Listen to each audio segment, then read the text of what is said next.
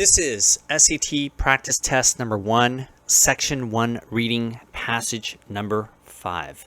Again, make sure you have read the passage and attempted the questions on your own before you watch this video. So here we are on passage number 5. This is a science passage, and in fact we've got two of them. We've got passage 1 and passage 2. Something to keep in mind is that usually when you have two passages, they will either agree with each other on some sort of point or they're going to go against each other. More likely than not, they will be in opposition to each other, so just keep that in mind. But in some cases, they will actually agree with each other and be on the same side. So taking a look at the intro, we know that this is about space mining. It talks about space mining, the next gold rush, and the next passage is Taming the Final Frontier. All right, so there's something going on about space mining. First passage talks about follow the money and you'll end up in space. So it talks about how space is going to be potentially valuable when it comes to money. There's a convention here that they're talking about. There are some companies trying to make space mining a reality. You've got two private asteroid mining firms here, and they're hoping to do some great stuff in the future. If you take a look at the next paragraph on line 19, it talks about how they may soon be able to meet demands for precious metals, and talks about platinum and gold and all sorts of other things. And they're also focusing on line 25 about this off-planet economy. So again, what we're talking about here is an economy that's not on Earth, somewhere out in space. So they're thinking some of the materials out there might be better served by being used up in space. So, for example, they talk about water. Water mined would be very useful up in space. It's actually going to be worth a lot more than gold. And they also talk about some other uses of water here on line 35. If you go to the last paragraph, top of the next column, it talks about other things such as iron, silicon, and aluminum, which you could possibly mine and dig up, and turning space dirt into concrete. So overall, passage 1, kind of very positive, definitely in support of going out and space mining. Let's turn to passage number 2. So it again points out that yes, it is about economics and that we all stand to gain. So starts off being in support. The key thing here that's a little bit different is the word but. So we have a contrast here.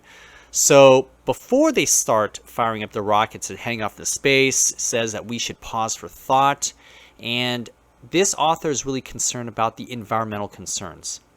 All right, so it's saying that even though on a lot of these asteroids, there appears to be no life and probably no habitats to trash, this author is actually worried that there might be life, or even if there is no life, that we would end up trashing these habitats.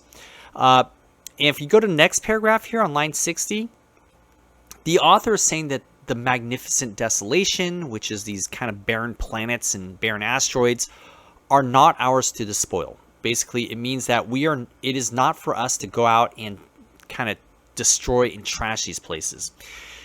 The author also points out that other people suggest that glutting ourselves on space's riches is not a sustainable way to live. Moving on, line 68, the author points out that it might be hard to convince people that these places shouldn't be trashed. Again, these are barren environments, and it might be hard to convince people that they are worth preserving, especially since not too many people have even been to the Antarctic, and we're talking about even fewer people going out to explore space. Line 74, the author talks about the resources being valuable on Earth might be very different from what's valuable, out in space. And another key thing is about the questions of their stewardship. Now, I do want to point out the word stewardship means to manage or take care of something.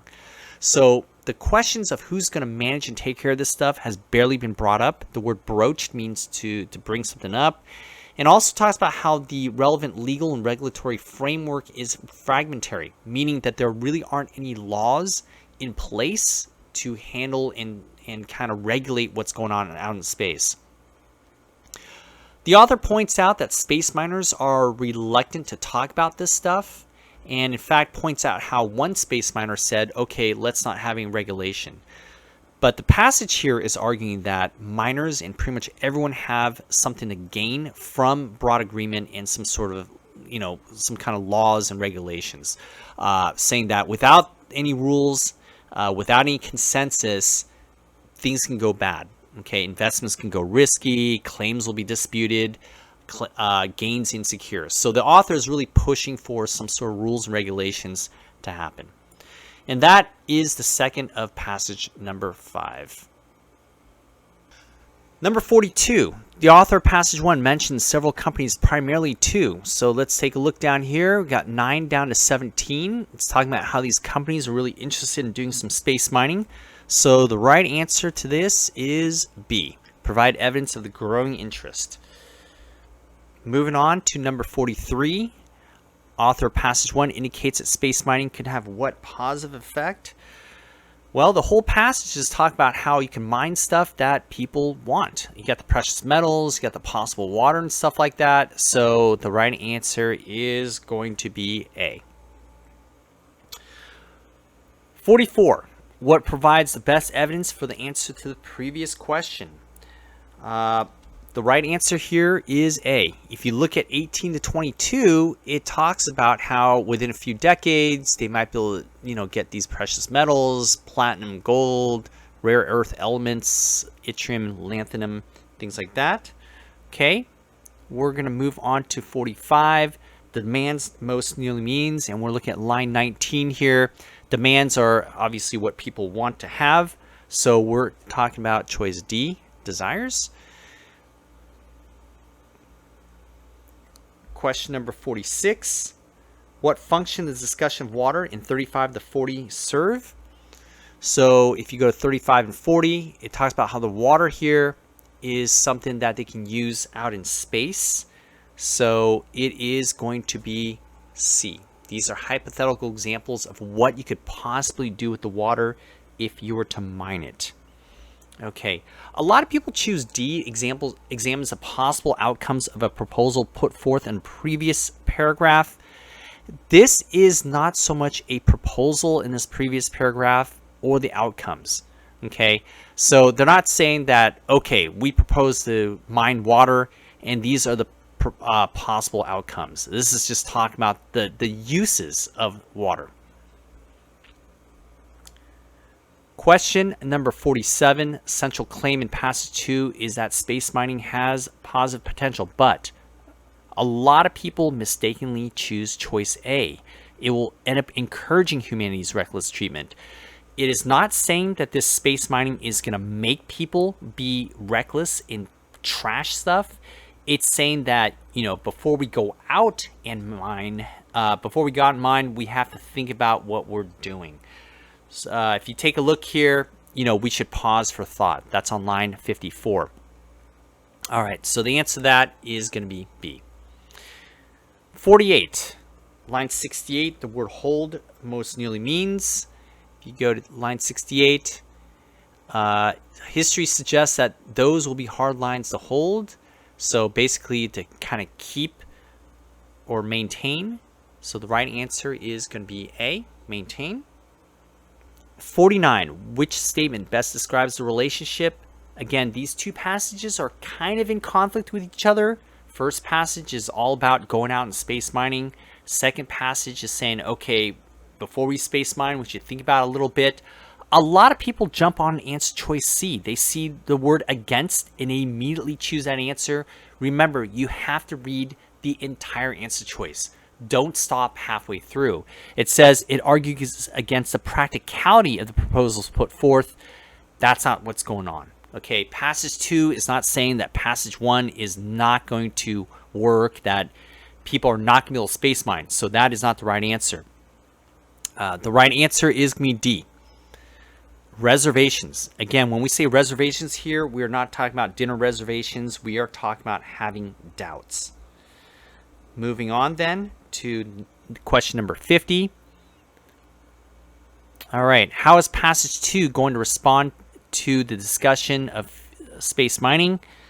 Well, it is going to be B. It'll be difficult to bring about in the absence of regulations. Again, Passage 2 was really talking about how there's got to be some regulations before anything can happen.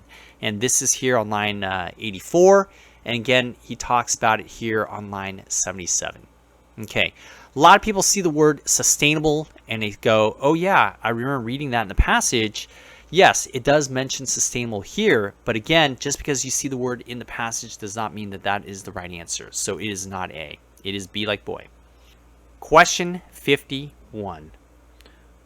What provides the best evidence to question number 50? Again, we are talking about how there need to be some sort of rules and regulations involved. It's mentioned kind of here, but really says minors have much to gain. So that is going to be D. Question 52. What is implicit in passage 1? Again, implicit means not directly said. Explicit in passage 2. Explicit means it is directly being said. If you look back up there on lines 31, it talks about how, what's worth more, kilogram of gold or kilogram of water. Then you look at line 75, the resources that are valuable in orbit and beyond may be very different to those we prize on Earth. And so they're talking about how things out in space might be a little bit different in terms of the value from what's valued on Earth. The right answer is A. Okay, they may be different resources. And that wraps it up. We've got all 5 passages for test number 1. Hope this helps.